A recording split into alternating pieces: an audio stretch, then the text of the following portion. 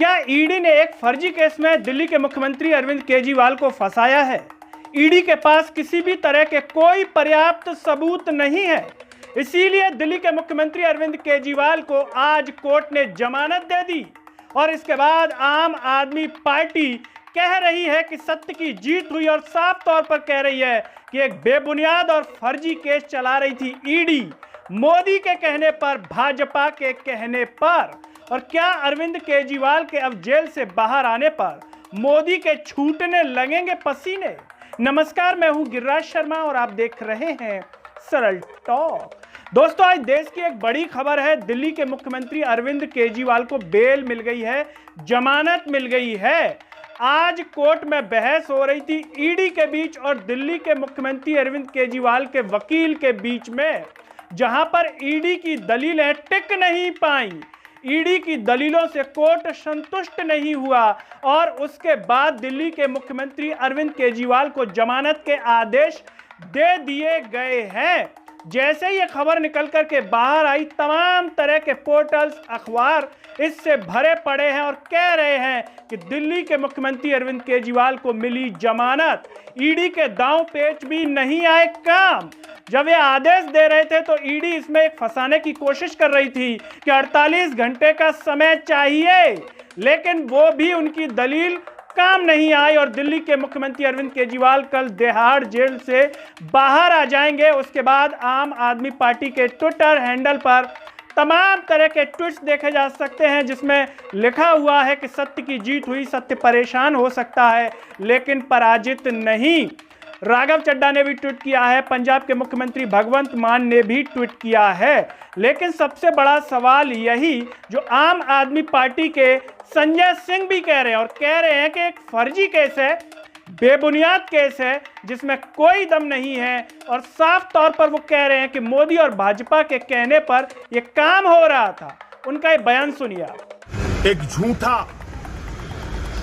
बेबुनियाद, फर्जी तथ्यों के आधार पर केजरीवाल और आम आदमी पार्टी की राजनीति को खत्म करने के लिए जो मामला बनाया गया था, भारतीय जनता पार्टी के द्वारा बनाया गया था, बीजेपी की सरकार के द्वारा बनाया गया था, आज उस अभियान पर, उस मुहिम पर, उस गंदी साजिश पर न्यायपालिका का तमाचा पड़ा है। जनता पार्टी के मुंह पर जोरदार तमाचा है।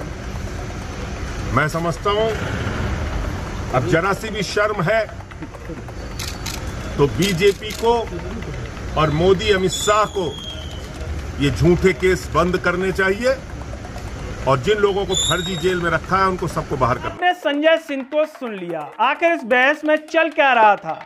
अरविंद केजरीवाल के जो वकील हैं उनकी तरफ से एक मुख्य बात कही गई और वो ये कही गई कि इस केस में कोई भी सबूत नहीं है। अगर सबूत है तो ईडी बताए, बयानों को सबूत नहीं माना जा सकता। ये वकील ने कहा कि बयान किसी का सबूत नहीं हो सकता और जो लोग बयान दे रहे हैं वो खुद इस केस से जुड़े हुए दोषी हैं।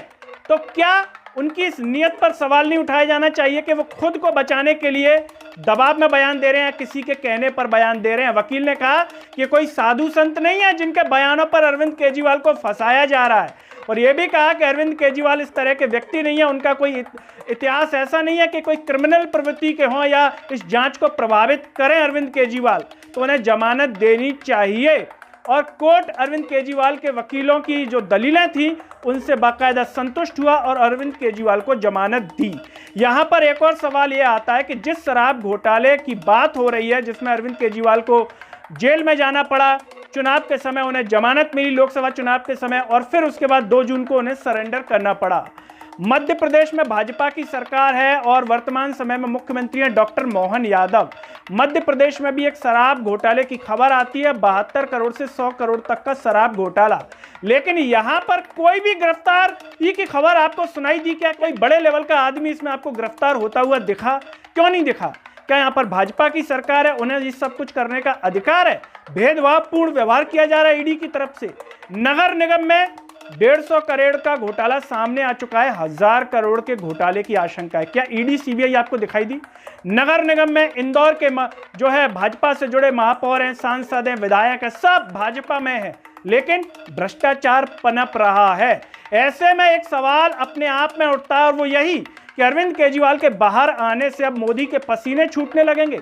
वो इसलिए कि इस बात को कहीं ना कहीं मोदी भी स्वीकार कर चुके हैं रजत शर्मा के शो में लोकसभा चुनाव के दौरान कि वो सिस्टम में रहे हैं, सारी चीजें जानते हैं। मतलब वो भी मानते हैं कि अरविंद केजरीवाल पढ़े लिखे हैं और हर बात बिल्कुल धारदार अंदाज में कहते हैं। जब अरविंद केजरीवाल जेल में सरेंडर करने जा रहे थे उसके पहले भी कह के गए थे कि ये जो एग्जिट पोल दिखाए जा रहे हैं ये शेयर मार्केट को बढ़ाने के लिए दिखाए जा रहे हैं। उनकी बात सच साबित हुई और धड़ल्ले से जैसे ही परिणाम आया धड़ाम से शेयर मार्केट गिर पड़ा।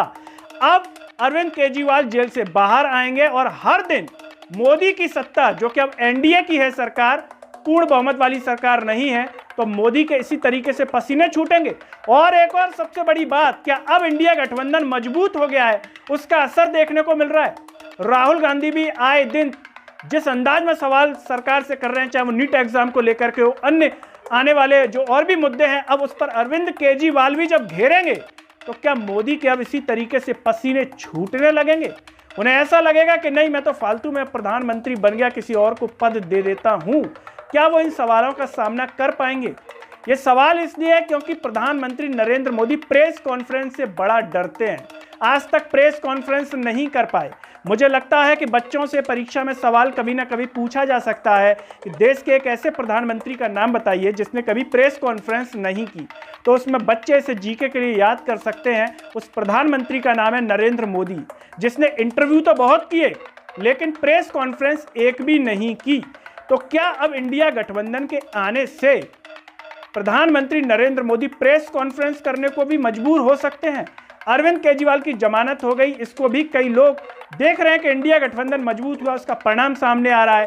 पेपर लीक को लेकर के सरकार पर दबाव बनाया जा रहा है। ऐसे में एक और सवाल वो ये है कि जिन राज्यों में भाजपा को पूर्ण बहुमत दे दिया गया है, जैसे कि मध्य प्रदेश की अगर हम बात करें, अगर यहाँ पर विपक्ष मजबूत होता, जनता ही तय करती है, जनता अगर विपक्ष को मजबूत बनाती तो मध्य प्रदेश में पटवारी भर्ती को लेकर के जो मुख्यमंत्री मोहन यादव का बयान था, एक गलत बयानबाजी कर रहे थे, पेट में मरोड़, खुद मोहन यादव के पेट में मरोड़ होने लगती यदि मध्य प्रदेश में विपक्ष मजबूत होता। और जिस तरीके से विपक्ष दबाव बना रहा है नीट एग्जाम को लेकर के कि इसको रद्द किया जाए, बाकायदा इसकी प्रॉपर जांच हो, तो क्या मध्य प्रदेश में भी पटवारी भर्ती की परीक्षा रद्द हो सकती थी, पुनः परीक्षा होती, क्योंकि अभी भी बच्चों को शक है कि इसमें फर्जी पटवारी चयनित हुए हैं जिन्हें मध्य प्रदेश की राजधानी तक नहीं पता। दोस्तों, इस पूरे वीडियो पर आप क्या सोचते हैं? अरविंद केजरीवाल जेल से बाहर आ गए, अब क्या मोदी के हकीकत में पसीने छूटेंगे और अरविंद केजरीवाल उनकी चैन की नींद उड़ा देंगे? आप जो भी सोचते हो कमेंट बॉक्स में अपनी राय जरूर दीजिए। इस वीडियो को हर जगह शेयर कीजिए, चैनल को सब्सक्राइब कीजिए, साथ ही साथ सरल टॉक के Facebook, Twitter, Telegram, Instagram page को आप जरूर फॉलो कीजिए। और अंत में सभी से अपील है कि सरल टॉक को ज्वाइन व थैंक्स बटन से भी सपोर्ट कीजिए, जिससे हम और बेहतर कार्य कर सकें। नमस्कार।